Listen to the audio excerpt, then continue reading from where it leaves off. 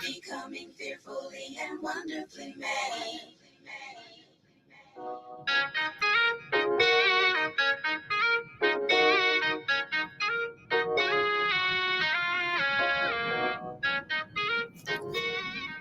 All right, all right. Good morning, everyone. I pray that your weekend was wonderful and very, very, very blessed. I hope that it was safe. You all enjoyed family and friends and had a great time this holiday weekend.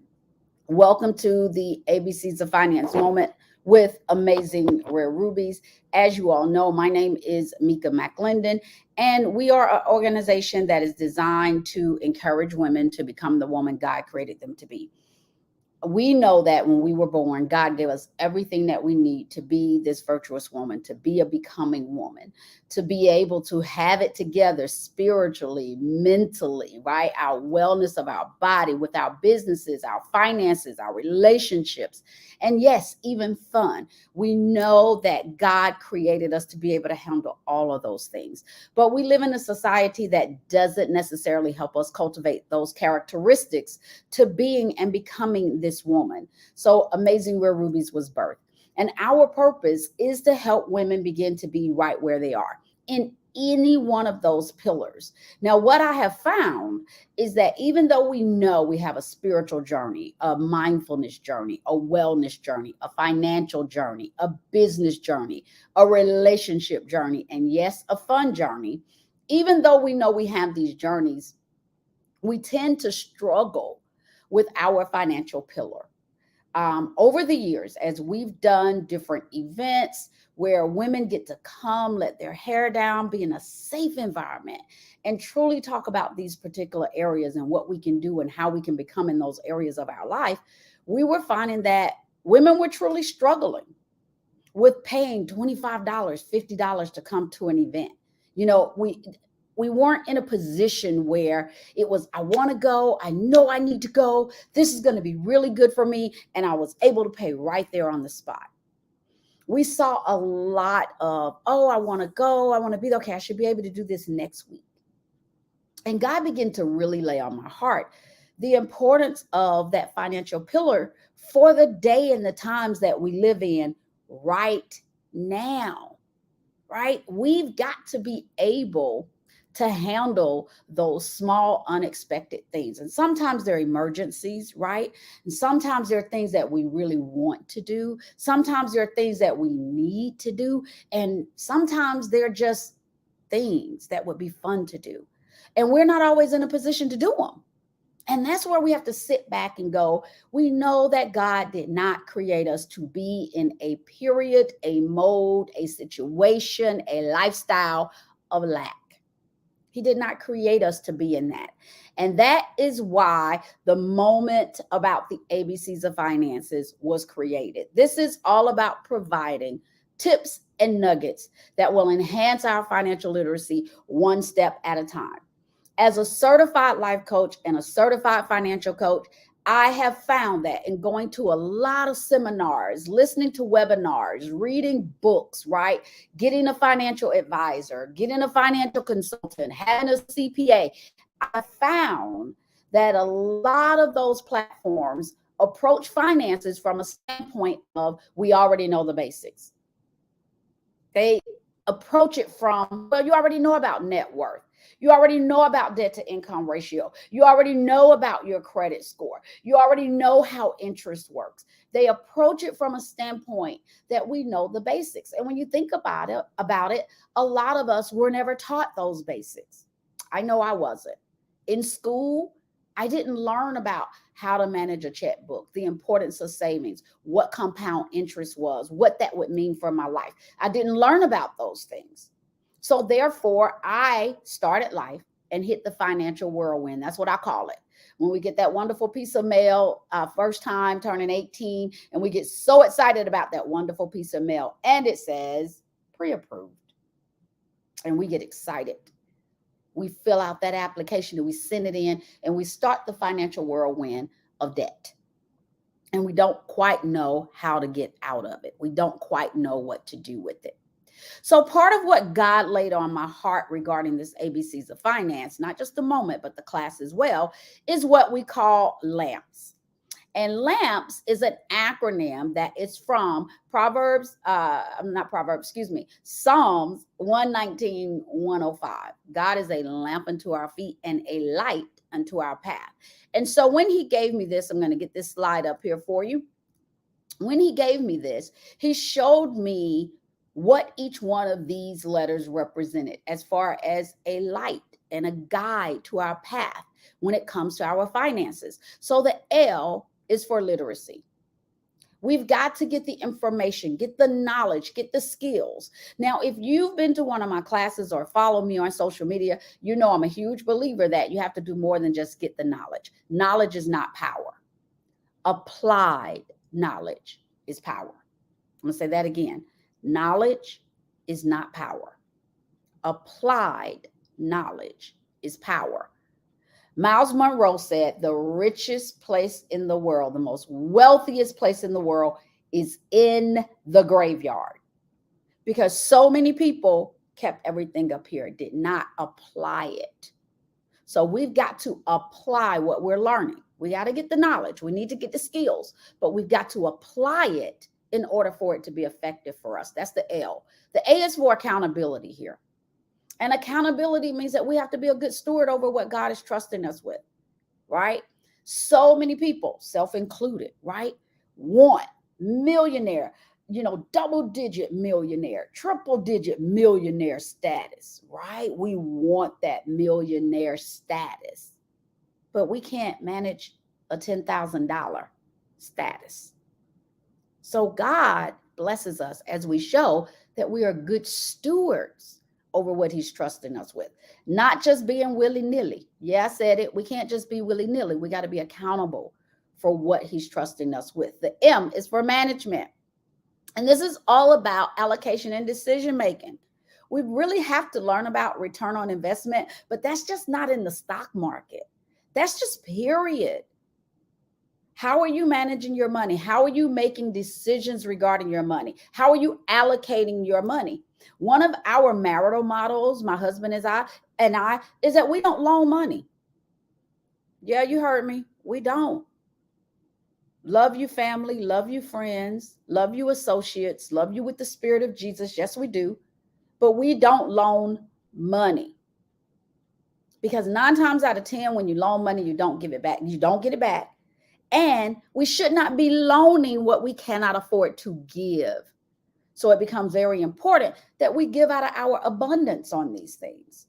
So we've got to learn how to manage that money, making decisions that's going to be positive for us when it comes down to our finances. The P is for planning. This is where we're controlling it. We're telling our money where it's going to go. I'm telling my income where it's going to go. I'm deciding my expenses so I can tell my money where to go. I'm deciding my savings and my investments so I can tell my money where to go, so that I know that my money is working for me in a way that is positive. Now, the one that we really mess up on before we even get to savings and investments. Let's move that to the side because some of us don't make it there. We've got to make sure for generations to come that we make it there, even if we're the ones setting the foundation. But one of the areas that we really mess up on is our expenses. We're going to talk about some of that today. That's why I want to talk about the aftermath of the holiday. We're going to talk about that. Then there's the S for stability. And stability is basically where we have a solid financial foundation. That's what stability is all about. Having a solid, not cheese with holes in it, not, Swiss cheese. We don't want that. We want a solid financial foundation. So that's what the ABCs of finance is all about.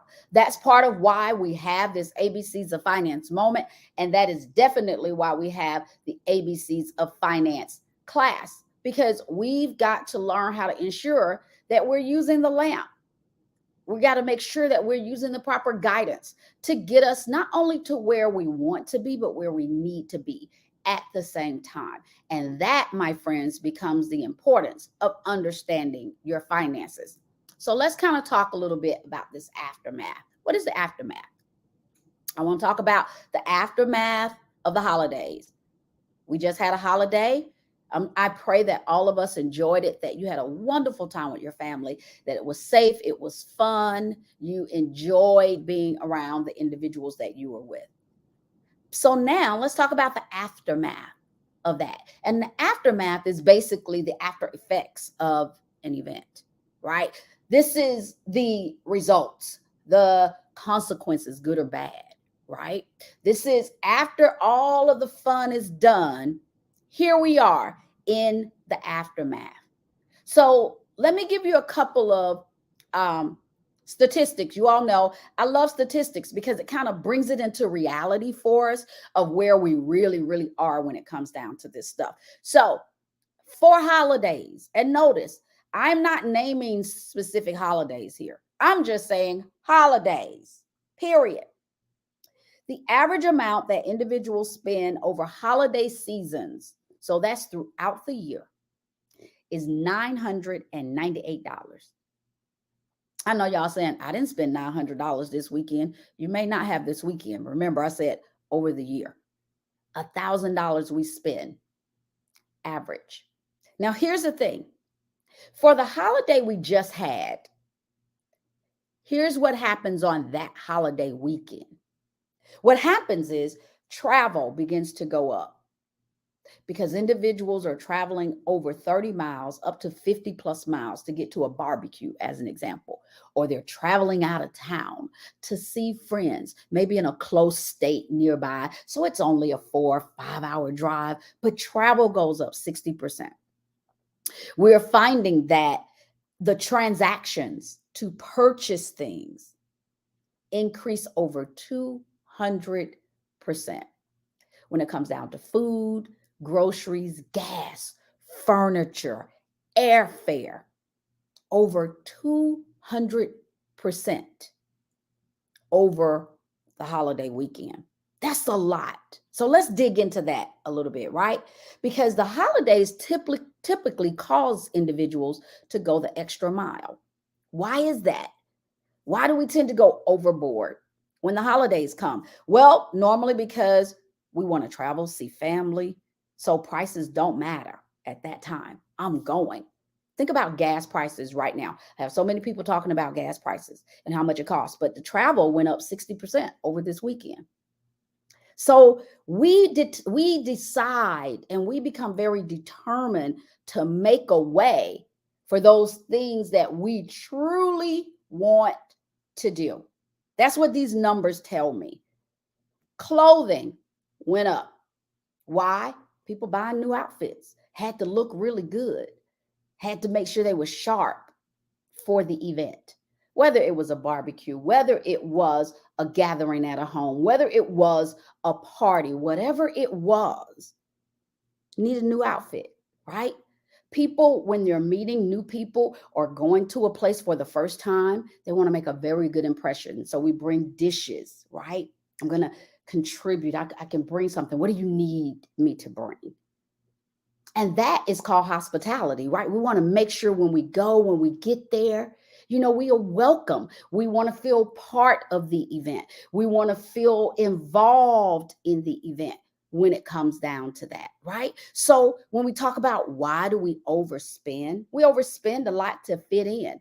We overspend a lot because it's expected. We overspend a lot because it's the norm. Gas prices almost at $5 in certain areas, in some places more than that. I think I saw one that was up to like $7 and something for gas. But travel went up 60%. That means that when we really want to do something, we find a way and we make a way to make it happen. That's what happens on the holidays. So we can fit in, so we can be part of, so that we're not at home alone, right? We go that extra mile to get it in. That's what we do. So is this good for us, or is it bad for us? Is it a good thing that we overspend, or is it a bad thing that we overspend? Well, when you think about it, a lot of that depends on where you are, right? I'm having one of my moments, guys. Sorry about that. Hot flash. Ooh, I have my fan with me. Yes, let's use it, right? So is this good for us, or is it bad for us? It depends a lot around where you are. It's bad for you if you're spending your light bill money to go to a barbecue. It's bad for you if you have to pay your rent because it's the first of the month now. You have to pay your mortgage, but you're out buying things to go fit in with other people. You're putting extra gas in your car that you really didn't allow or allot for. Yeah, then that's bad for you. Now, it's not if you've planned. So, see, there's always a good side to this stuff, right? We don't have to overspend. We can plan those holidays. Why can we plan them? The holidays are going to come every year. Guess what? Every year it's going to come, it's going to happen, it's not going to change, it's there. So we have an opportunity to plan for it so that we don't overspend. How do we begin to do that? You guys have heard me talk a lot about the 5 steps to becoming. I'm a big believer the 5 steps to becoming can be used at any part, any time of your life, not just with your finances. How do you prevent this aftermath? You prevent it by planning so that if you have any type of aftermath, it's positive.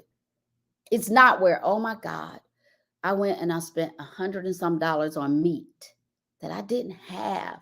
I charged it on a credit card that I have a 20 something percent interest rate on. And now I got to figure out how to pay that off. So we go to this high in the holiday seasons, and then we come down, we hit rock bottom trying to pay this stuff back. I'm going to tell you something before I get into these 5 adult learning steps. My oldest daughter, I remember when she was starting her financial journey, right? And she was getting ready to purchase a home. And because we're big believers on purchasing houses, right? Not renting. We're big believers on that. Now, I know right now the housing market is a little bit crazy. A tip on the side, just something I would recommend.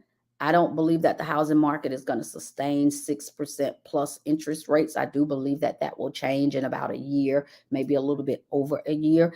And I would encourage people be very careful if you're buying, because you want to make sure you don't end up upside down.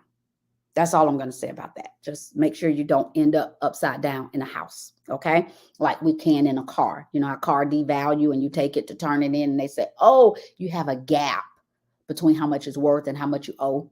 Yeah, that's upside down. So just be careful there. But I remember when my daughter was purchasing her first home, and her first home was a condominium. She's in a single family home house now. She's definitely moved up into something that fits her, grandbabies, a lot of room. Wonderful. God has been good there. But when she was buying her first home, it was December time frame. I think she bought it in December, if I can remember correctly. It was purchased in December. So it was holiday time. It was Christmas time when she was buying her first home, right? And so she comes over to our house. Her dad and I were sitting in there having a great time for the holidays. She comes over with the rest of the family and friends that we have over for the holiday season. And so we got to the gift part, right? We got to where it's time to give gifts, right? When we got to that part and everybody began to go, here's a gift for you, and here's a gift for you, and here's a gift for you. She came up to me and she said, Mom, she said, I don't have a gift for you this year because I'm trying to buy my home. So my gift, the only thing I can give you this year is love and a hug. And she hugged me. And it was the best gift. Let me tell you, it was the best gift she's ever given me. Love. She gave me love and a hug. She says, I'm getting ready to buy my house, Mom. I don't have money to go out and go shopping. I don't have the money, Mom, to go out and buy gifts for Christmas. So she said, this year, the only thing I can give you for Christmas is my love and a hug. It was the best gift my daughter ever gave me. She had her priorities set. And we all know gift giving, hey, love is the best one to give. So, as we get into the 5 big steps to becoming, it's important to understand our why we do certain things. What's the real reason for all of these holidays? It's to celebrate a certain purpose. And does the gift or overspending make the purpose? Does that show us the purpose? Or does the love and the willingness to be part of, to be in, does that make the purpose? Just something to think about there. Just something to think about. Okay, so let's get into the 5 steps of becoming. Look, I digress a little bit there. I digress. 5 steps to becoming. First step, whenever we're doing something and we're making important decisions in our lives, whenever, the first step we need to do is prayer.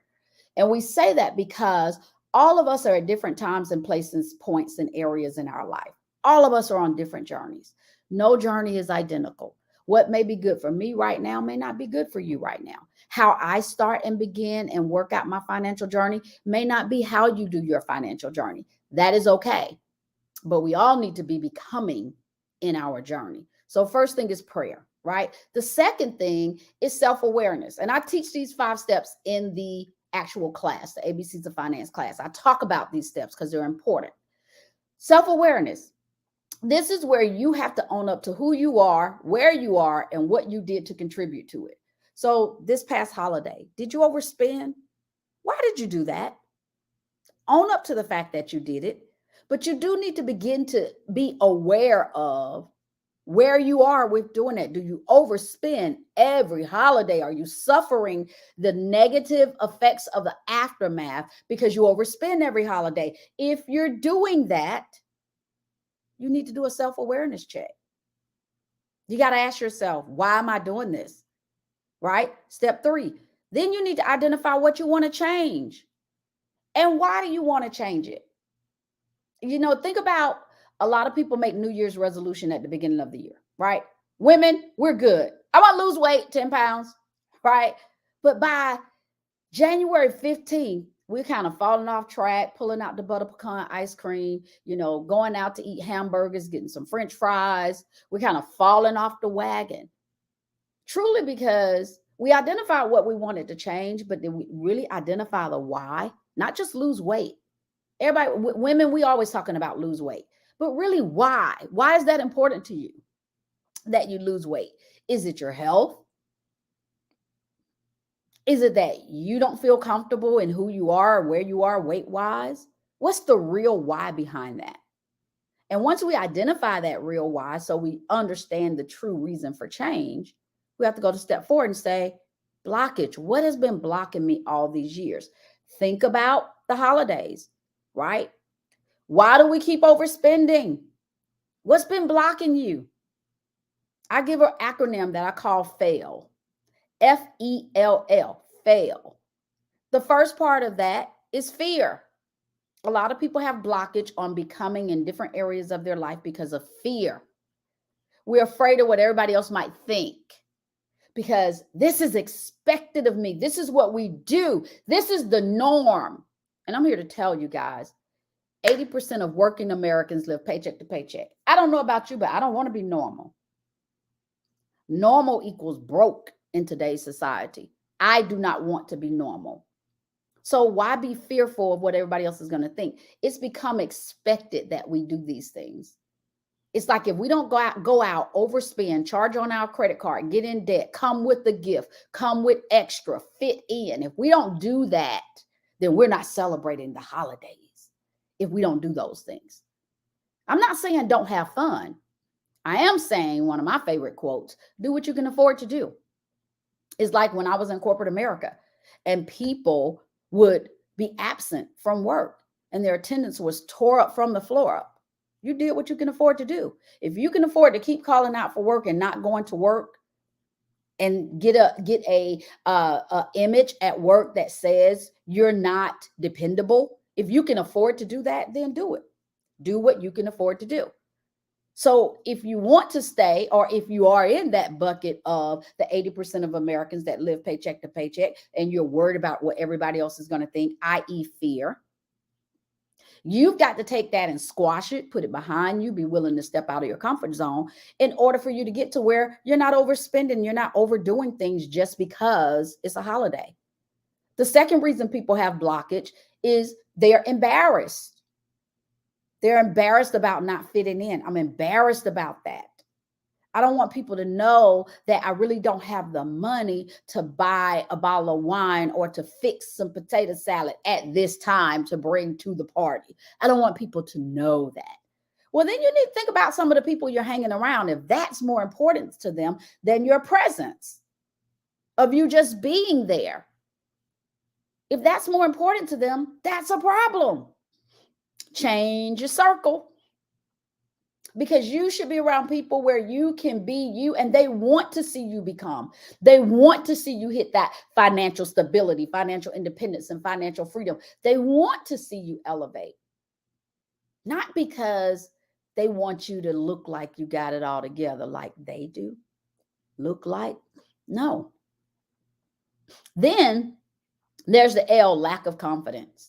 So many times we fall into this. We don't remove the blockage of what's been preventing us because we have a lack of confidence. We weren't taught about money. Can I really do this?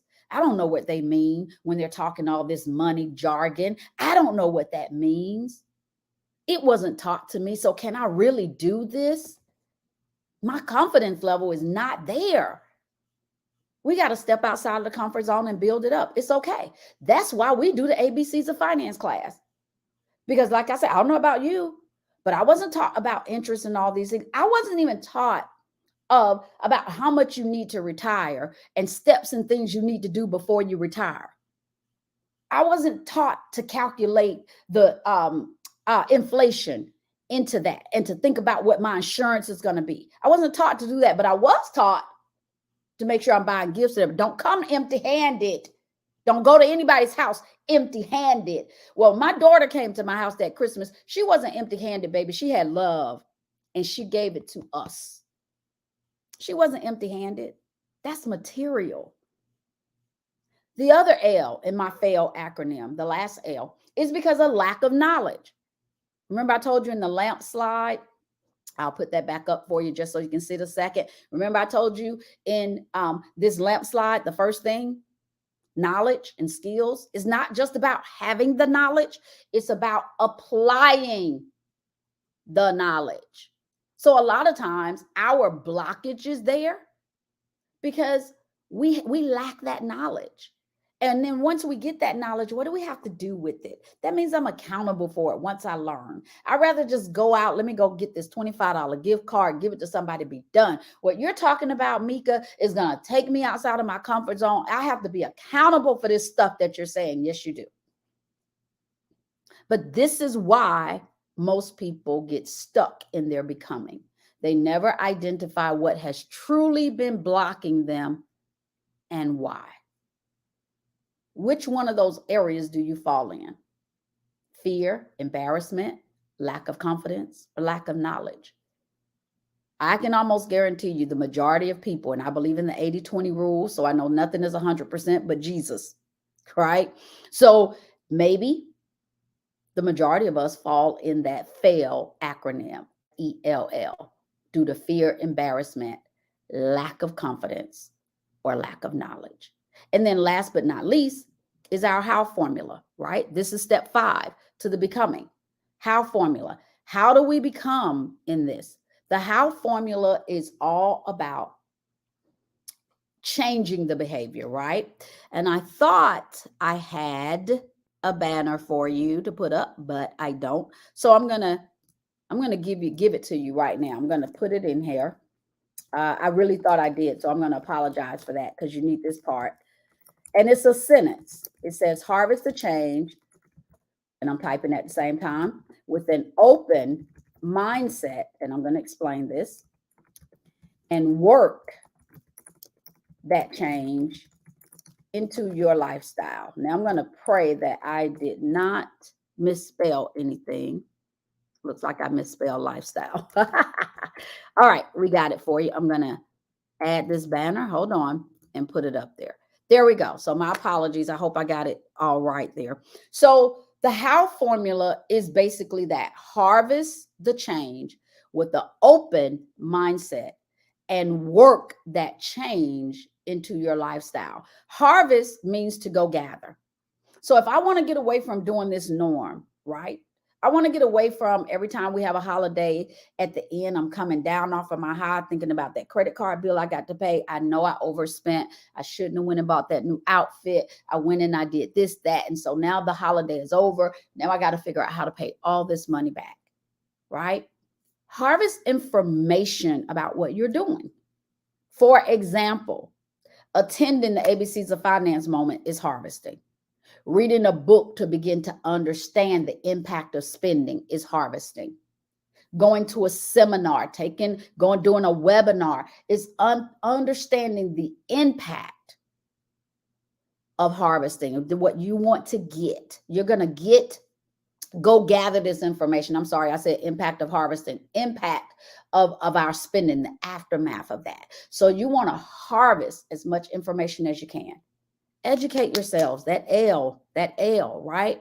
We got to get the skills. We need the knowledge. Educate yourselves. Yes, even go on the internet, Google some things. Don't stop with Google, but go Google some things. That's okay, right? To understand harvesting, get that information that you need. Then you're going to process all that information that you gather with the open mindset. So many times when I am teaching, I've had people in my class and I can see them on the screen if I'm teaching virtually or if I have them in a space in person. I can see a lot of people going, yeah, yeah, yeah. But then they'll turn around and they'll ask me a question that clearly tells me what I just said you didn't process with an open mindset. You processed it, like you already know. You processed it like I've heard this before. You processed it like you're telling me nothing new. I already know this stuff. Well, here's the thing. Remember what I said? Knowledge is not power. Applied knowledge is power. So if you know this stuff, why aren't you applying it? Why are we in certain situations? Right?